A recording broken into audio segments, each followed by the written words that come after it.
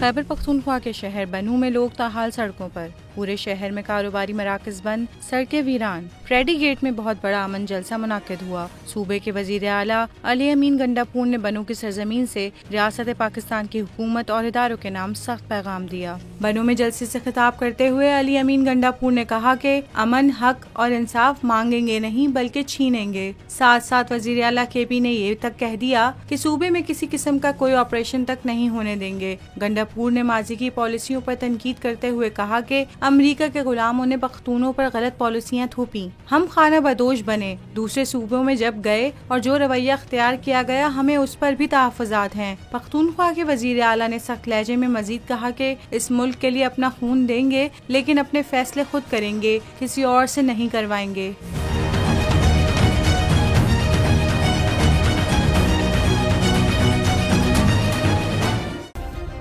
Subscribe करें और bell दबाएं ताकि कोई खबर रह न जाए।